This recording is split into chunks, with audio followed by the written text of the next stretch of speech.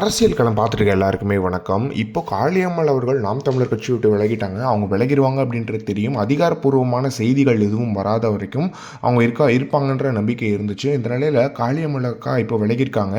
அவங்க சொல்லும்போது கடந்த 6 வருட காலமாக ஒரு சமூக மாற்றத்திற்காக ஒரு பெண்ணாக இருந்து எவ்வளவு போராட முடியுமோ என் ஆற்றலையே மீறி உங்கள் எல்லோர் அன்பாலும் நம்பிக்கையாலும் இந்த களத்தில் நின்றிருக்கிறேன்.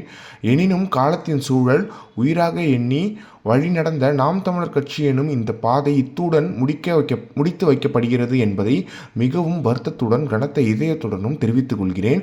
இங்கு பயணத்தில் பலரின் அன்பு, அக்கறை, நம்பிக்கை என் மீதான அளவற்ற பாசம் என்று அனைத்தையும் மனதில்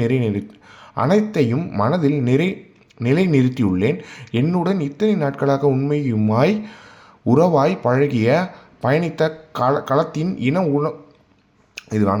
ஒரு சாமானிய குடும்பத்தில் பிறந்த இனத்திற்காக தமிழ் தேசிய களத்தில் ஓடி என் மீது மிகுந்த நம்பிக்கையும் அன்பும் வைத்து களமாடிய உங்கள் அனைத்து பேருக்கும் என்னுடைய சிரம் தாழ்ந்த நன்றிகள். எனக்கான நெருக்கடிகள் நிறைய வந்தபோதும் என் மீது நீங்கள் கொண்டுள்ள நம்பிக்கையாலும் நான் உங்கள் மீது கொண்ட அன்பாலும் எந்த முடிவும் எடுக்காமல் அமைதியாக இருந்தேன். ஆனால் இப்படி ஒரு முடிவை எடுக்க வேண்டிய சூழல் வந்துவிட்டதே எண்ணி மனம் வருந்துகிறேன்.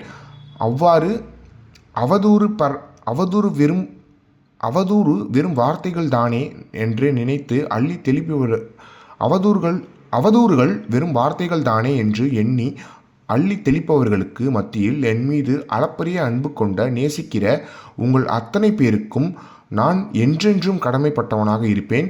என்னுடைய இந்த முடிவு பலருக்கும் வருத்தத்தை தரலாம். எனக்கும் தான் காலத்தின் வழி நடத்தல் அப்படின்னு சொல்லிட்டு என்றும் தமிழ் தேசியத்தை விதைக்கும் வழியில் என் பயணம் தொடரும் அப்படின்னு சொல்லிட்டு நன்றி வணக்கம் நாம் தமிழர்னு சொல்லிட்டு முடிச்சிருக்காங்க.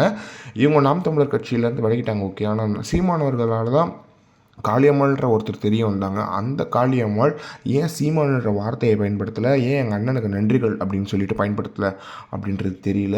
நன்றி மறப்பது நன்றல்லது அன்றே மறப்பது நன்றுன்னு சொல்லிட்டு இந்த காணொலியை முடிச்சுக்கிறேன். இதை பற்றி நீங்கள் என்ன நினைக்கிறீங்கன்றதை மறக்காம கமெண்ட் பாக்ஸில் சொல்லுங்கள்.